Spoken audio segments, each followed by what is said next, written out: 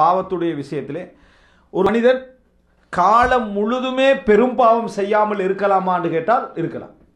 அவனது இஹ்லாஸ், அவனது தக்வாவுக்கேற்ப ஒரு மனிதனுடைய வாழ்வில் எந்த பெரும்பாவமும் நடக்கவில்லை என்கின்ற அமைப்பில் ஒருவரால் வாழ முடியுமான்னு கேட்டால் நிச்சயமாக என்ன செய்யலாம், வாழ முடியும். சிறிய பாவங்களை விட்டு ஒரு மனிதனால் தவிர்த்து வாழ முடியாது. அல்லாஹ் குர்ஆன்ல இல்ல லமம் அப்படின்னு சொல்றார். சிறிய பாவங்களுக்கு லமம் என்ற வார்த்தை அல்லாஹ் தஆலா சொல்கிறார். மனிதன்ட்ட அது என்ன செய்யும், ஏற்படும்.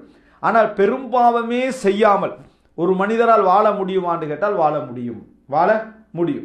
எனவே பெரும்பாவங்கள் செய்யாமல் ஒரு மனிதர் காலம் முழுமையாக வாழ்ந்திருக்கிறார் அப்படி என்று சொன்னால் அது ஒரு மிகப்பெரிய சிறப்பு. அது ஒரு நிச்சயமாக அல்லாஹ் தஆலா குர்ஆன்ல சொல்லி காட்டுகிறான், யார் பெரும்பாவங்களை அதாவது நீங்கள் தவிர்த்து வாழ்கிறீர்களோ அவர்களுக்கு நாம் சிறிய பாவங்கள் எல்லாவற்றையும் என்ன செய்து விடுவோம், மன்னித்து விடுவோம். பெரும்பாவங்கள் என்ன? அதாவது ஒரு சின்ன பாவத்தை தொடர்ந்து செஞ்சா அது பெரும்பாவம். அதாவது லா சகீரத மஅல் இஸ்ரார், சிறிய பாவத்தை ஒருத்தர் தொடர்ந்து செய்யறான்னு வைங்களேன், அது பெரும்பாவமா மாறிடும். அது சிறிய பாவம் என்பது அப்ப நடக்கும், அது விடுபட இப்படி இருக்கணும். சிறிய பாவத்தை காலாகாலத்துக்கு ஒரு செஞ்சுட்டு இருக்கிறாருன்னா அது என்னது, பெரும்பாவம்.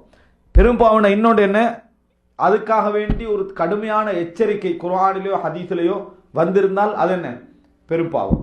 ரசூலுல்லாஹி ஸல்லல்லாஹு அலைஹி வஸல்லம் பெரும்பாவம் என்ற வார்த்தை அதுக்கு உபயோகித்திருந்தால் அது ஒரு பெரும்பாவம். அல்லது லானத், இறைவனது கோபம், இது போன்ற விஷயங்கள் அந்த ஹதீஸில் சொல்லப்பட்டிருந்தால் அது என்ன, பெரும்பாவம். இப்படி பெரும்பாவங்கள் இதை தவிர்த்து ஒரு மனிதனால் வாழ முடியும் என்றால் வாழ முடியும் என்பதனால தான் அல்லாஹ் தஆலா குர்ஆன்ல என்ன, நீங்கள் அதாவது தடுக்கப்படுகின்ற பெரும்பாவங்களை தவிர்த்து கொண்டால் உங்களுக்கு என்ன, சிறிய பாவங்கள் நாம் என்ன செய்து விடுவோம், மன்னித்து விடுவோம் என்று அல்லாஹ் தஆலா சொல்லி காட்டுகிறான். எனவே இயன்ற அளவுக்கு பெரிய பாவங்கள் அனைத்தையும் ஒரு மனிதன் தவிர்த்து வாழ முயற்சி எடுக்க வேண்டும்.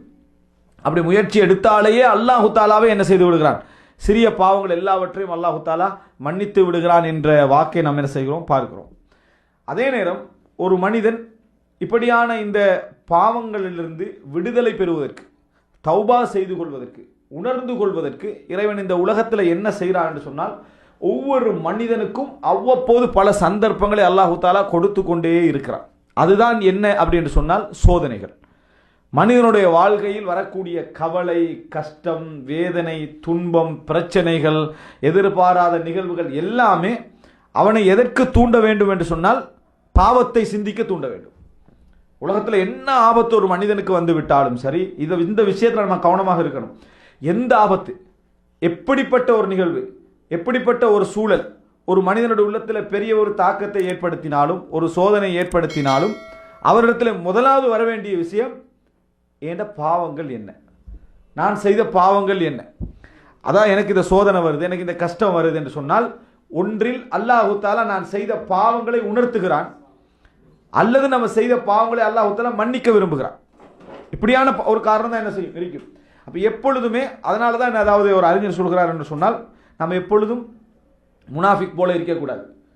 ஒரு ஒட்டகம் ஏன் கட்டப்பட்டது, அது அவிழ்த்து விடப்படுற டைம்ல ஏன் அவிழ்த்து விடப்பட்டது அதுக்கு தெரியாது. ஒட்டகத்துக்கு கட்டப்படுறது இல்லைமா, அதாவது ஏன் அதுக்கு என்ன, அதாவது கட்டப்பட்டிருக்கிறேன் ஏன் அவிழ்த்து விடப்பட்டேன்னு தெரியாது. ஆனால் ஒரு முஸ்லீம் அப்படி இருக்கக்கூடாது. கட்டப்பட்டுட்டான்னு சொன்னால் சோதனைன்னு அர்த்தம். ஏன் நான் கட்டப்பட்டேன்னு எப்போ என்ன செய்யணும், யோசிக்கணும். கட்டப்பட்டாலும் உண்டு, அவிழ்த்து விடப்பட்டாலும் உண்டு என்று சொல்லி ஒரு ஒட்டகம் போல ஒரு முஸ்லீம் என்ன செய்யக்கூடாது, இருக்கக்கூடாது. வாழ்க்கையில் எந்த ஒரு நிகழ்வு நம்மை காயப்படுத்தினாலும் சரி, நம்மை சோதனைக்குள்ளாக்கினாலும் சரி, நம்ம உடனேயே யோசிக்க வேண்டிய விஷயம், எனக்கும் இறைவனுக்கும் இடையில தொடர்பு என்ன, நான் அதில் எதில் மிஸ்டேக், என்ற தொழுகையில் பிரச்சனைகள் இருக்குதா, என் இஹ்லாஸில் பிரச்சனைகள் இருக்குதா, நான் இறைவனில் வைத்திருக்கக்கூடிய நம்பிக்கையில் பிரச்சனை இருக்குதா, நான் தொழுகிற அதாவது சுன்னத்தான வணக்கங்களில் பிரச்சனைகள் இருக்குதா, நோன்பில் பிரச்சனை இருக்குதா, நான் என்னென்ன விஷயங்கள் நாம் இறைவனோட தொடர்பு வைக்கணும், அல்லது பாவங்கள் ஏதாவது செஞ்சோமா செய்கிறோமா, இவைகளெல்லாம் அலசி பார்த்து உடனே உணர்கின்ற மனிதனை நம்ம என்ன செஞ்சிடணும், மாறிடணும். அது பாவம் நடந்த மட்டுமல்ல, எந்த ஒரு சோதனை வந்தாலும் சரி, எந்த ஒரு சோதனை வந்த, உதாரணமாக அல்லாஹ் ஃபிர்அவுனை சோதிக்கிற நேரத்தில் அல்லாஹ் தஆலா சொல்லி காட்டுகிறான்.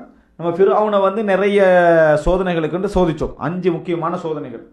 அந்த 5 சோதனைகளை ஏன் கொடுத்தோம் என்று அல்லாஹ் தஆலா சொல்றான், திரும்பி அவர்கள் வரலாம் என்பதனால, பணியலாம் என்பதனால், சிந்திக்கலாம் என்பதனால் என்று அல்லாஹ் தஆலா சொல்றான். சோதனையை தரல அப்படி என்று சொன்னா தண்டிக்க போறான்னு அர்த்தம். அல்லாஹ் தஆலா நீங்க ஒரு பாவம் செய்த பின்னால எந்த சோதனையும் தராம நீங்க ராகத்தா வாழ்ந்து கண்டிக்கிறீங்கன்னு சொன்னா அல்லாஹ் தஆலா என்ன உங்களே தண்டிக்க போகிற அவங்களோட இரக்கம் இல்லை அப்படின்னு அர்த்தம். அல்லாஹு தாலா உங்களுக்கு பாவத்துக்கு பின்னால கஷ்டங்களையும் சோதனைகளையும் தாராண்டா அவங்களை உணர்த்த விரும்புகிறான்னு என்னது அர்த்தம்.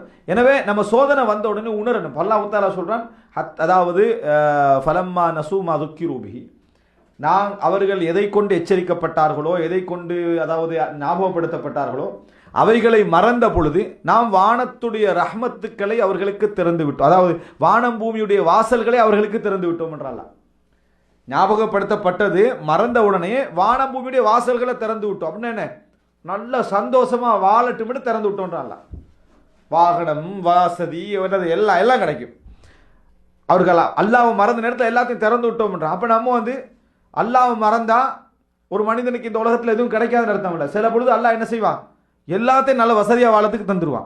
ஏன்னு சொன்னா நீங்க திருப்பி இறைவனை ஞாபகமே படுத்தக்கூடாது. அல்லாஹ் என்ன அந்த டைம்ல அந்த அல்லாஹ்வுடைய தக்தீர் என்னன்னு சொன்னா, நீங்க இறைவனை பற்றி எந்த ஞாபகத்துக்குள்ள என்ன செய்யக்கூடாது, வரக்கூடாதுன்னா நீங்க சந்தோஷமா இருக்கணும், மகிழ்ச்சியா இருக்கணும். உங்களுக்கு அதை பத்தி எந்த சிந்தனையும் வரக்கூடாது என்பதற்கு தான் இறைவன் என்ன செய்யறான், அப்படி தருகிறான். நம்ம சோதனை வந்தா தான் யோசிப்போம், நிறுத்துவோம், அழுவோம், கண்ணீர் ஒடிப்போம், அல்லாஹ்ட்ட துஆ கேட்போம், கொஞ்சம் உணர்வோம், திரும்பி பார்ப்போம். அப்படி வராம தொடர்ந்து இன்பத்துக்கு மேல இன்பம் வந்துகண்டே இருக்குதுன்னு சொன்னா அல்லாஹ் உங்களை என்ன செய்யல, உணர்த்துவதற்கு விரும்பவில்லை என்று அர்த்தம். எனவே ஒரு முஸ்லிம், மூணாவது நம்ம புரிஞ்சுக்கொண்ட ஒரு முஸ்லிம் எப்பொழுதுமே தௌபாவின் பக்கம் திரும்பக்கூடியவனாக இருக்க வேண்டும். எந்த சம்பவம் வந்தாலும் சரி. ரசூலுல்லாஹி ஸல்லல்லாஹு அலைஹி வஸல்லம் அவர்கள் அதாவது சூரிய கிரகணத்தை காண்றாங்க. சூரிய கிரகணத்தை கண்ட உடனே ரசூலுல்லாஹி ஸல்லல்லாஹு அலைஹி வஸல்லம் என்ன சொல்றாங்கன்னா, அல்லாஹு தஆலா இந்த சூரிய சந்திர கிரகணங்கள் மூலம் அடியார்களை அச்சப்படுத்துகிறான். யுஹவ்விஃபு பிஹிமா இபாதல்லாஹ், இபாதஹு, தனது அடியார்களை எல்லாம் அச்சப்படுத்துகிறான். அதை நீங்கள் கண்டீங்க என்று சொன்னா தொழுங்க, இறைவனை ஞாபகப்படுத்துங்க, தர்மம் செய்யுங்க, இஸ்திக்பார் செய்யுங்க ஹதீஸ்ல என்ன செய்யுது வருது. அப்ப உடனே அதை கண்ட உடனே என்ன செய்யணும், இறைவனை ஞாபகப்படுத்தி பாவ மன்னிப்பு தேடணும் என்று அல்லாஹ் தஆலா ரசூல் ஸல்லல்லாஹு அலைஹி வஸல்லம் சொல்றாங்க. அப்ப எனவே மிக முக்கியம், எங்களது வாழ்க்கையில ஏதாவது ஒரு சோதனைகள், எந்த கஷ்டம் வந்தாலும், பெரிய சோதனையா வர வேண்டிய அவசியம் இல்லை, சின்ன ஒரு விஷயம் வந்தாலும், ஒரு நிகழ்வு நடந்தாலும் உடனே இறைவன் பக்கம் மீளக்கூடிய மக்களாக நாங்கள் என்ன செய்யணும், இருக்கணும். அல்லாஹ் தஆலா எங்களுக்கு சூழ தரக்கூடிய எந்த சோதனையும் சந்தர்ப்பங்களும் நம்ம உணர்வதற்காக தரக்கூடிய சந்தர்ப்பம் தான், நம்ம மாறுவதற்காக தரக்கூடிய சந்தர்ப்பம் தான். இந்த சந்தர்ப்பம் எது வரைக்கும் அல்லாஹ் தருவானா, நீங்க சக்கராத்துல போய் நிற்கும் வரைக்கும் அல்லாஹ் தருவான். தொடர்ந்து அதாவது தௌபா செய்யுங்கன்னு மட்டும் சொல்லல, தௌபா செய்யுங்கன்னு சொல்லிட்டு தௌபா செய்வதற்கான வாய்ப்பு ஆங்காங்க அல்லாஹ் என்ன செய்வான், உங்களுக்கு ஏற்படுத்தி கொண்டே இருப்பான், உணர்ந்து திரும்புறதுக்கு. உண்மையிலே ஒரு இஹ்லாஸ் உள்ள ஒரு முஃமினாக இருந்தா, நம்ம அல்லாவின் பக்கம் வாழணும், எமது உள்ளத்தை தூய்மைப்படுத்துவதுதான் எங்களது இலக்கு என்றதுதான் எங்கள் உள்ளத்தில் மிகப்பெரிய இலக்காக இருந்தால், நம்ம அடிக்கடி யோசிக்க வேண்டியது, ஒவ்வொரு நாளும் பல முறை யோசிக்க வேண்டியது, நம்ம அல்லாவுக்கும் நமக்கு இடையிலான நெருக்கம் என்ன, நம்ம என்ன பிழை விடுகிறோம். இதை யோசிச்சுக்கிட்டே வந்தோம்னு சொன்னா அல்லாஹ்வுடைய தௌஃபீக் ஒரு நாள் ரசூலுல்லாஹி ஸல்லல்லாஹு அலைஹி வஸல்லம் சொல்றாங்க, இன்னஹு லா யுகானு அலா கல்பி வ இன்னி லா அஸ்தக்ஃபிருல்லாஹ ஃபில் யௌமி 100 மர்ரா. எனது கல்பிலும் கரைப்படுகிறது, அதாவது என்ன, ஒரு நெருடல், ஒரு மூடல் நடக்கிறது என்ற கல்விலையும், நான் ஒரு நாளைக்கு அல்லாஹ்விடத்துல 100 முறை என்ன செய்கிறேன், இஸ்திக்ஃபார் செய்கிறேன், பாவ மன்னிப்பு தேடுகிறேன் என்று ரசூலுல்லாஹி ஸல்லல்லாஹு அலைஹி வஸல்லம் சொல்றாங்க. அப்ப ரசூல் ஸல்லல்லாஹு அலைஹி வஸல்லம் அவர்கள் அதை உணர்ந்து என்ன செய்றாங்க, அதாவது அல்லாஹ்விடத்துல தௌபா செய்யக்கூடிய ஒரு நிலையை நம்ம என்ன செய்கிறோம் பார்க்கிறோம். எனவே மூன்றாவது நம்ம புரிந்து கொள்ள வேண்டும், தௌபா என்றது ஒரு பெரும்பாவம் திடீர்னு செஞ்ச உடனேயே, ஏதாவது ஒரு நிகழ்வு நடந்த உடனேயே செய்கிற அம்சம் அல்ல. ஒரு முஃமின் எப்பொழுதும் இறைவன் பக்கம் என்ன செய்யணும், தௌபா என்பதை செய்து கொண்டே இருக்க வேண்டும். அதாவது இறைவன் பக்கம் தாப என்ற அர்த்தம் என்ன தெரியுமா, தாப, நம்ம தௌபா பத்தி தாப அப்படின்னு அரபுல சொன்னா, தௌபா அப்படி என்று சொன்னால் என்ன அர்த்தம், நம்ம பாவ மன்னிப்புன்னு சொல்றோம். ஆனா மொழியில் அசல் அர்த்தம் என்ன தெரியுமா, மீள இறைவனின் பக்கம் திரும்புதல். தூபு இலல்லாஹ் அப்படி என்று சொன்னால் இறைவனின் பக்கம் அவன் என்ன செய்தான், திரும்பினான், இறைவன் பக்கம் திரும்புன்னு அர்த்தம். தாப இலல்லாஹ் என்று சொன்னால் இறைவன் பக்கம் திரும்பி சென்றான். தாப அலா, அல்லாஹு தஆலா வந்து சொல்ற நேரத்தை தாப அலைஹி, அல்லாஹ் பாவ மன்னிப்பு கொடுத்தான்னு அர்த்தம். துப் இலல்லாஹ்னா அல்லாஹ்வின் பக்கம் நீங்க என்ன செய்ய, மீண்டு போங்கன்னு அர்த்தம். எனவே அல்லாஹ்வின் பக்கம் மீள்றது, அல்லாஹ்வின் பக்கம் என்ன செய்யறது, நம்ம போறதுக்கு பேர் தான் தௌபா. அப்ப இறைவனது நெருக்கத்தை நாம் அதிகப்படுத்திக் கொள்வதற்குத்தான் இந்த சோதனைகள் என்ன செய்யுது மனித வாழ்க்கையில வந்து கொண்டிருக்கு. ஒவ்வொரு மனிதனுக்கு ஒவ்வொரு நாளைக்கு ஏற்படக்கூடிய சாதாரண வழி கூட சில பொழுதுகள் இறைவனை என்ன செய்யலாம், எங்களுக்கு உணர்த்தலாம். எனவே அடிக்கடி தௌபா விஷயத்திலும் இறைவனிடத்தில் மன்னிப்பு தேடுறது, இஸ்திக்ஃபார் செய்யறது, இவைகளை நம்ம மிகவும் கவனமாக இருக்க வேண்டும். இது மூன்றாவது அம்சம்.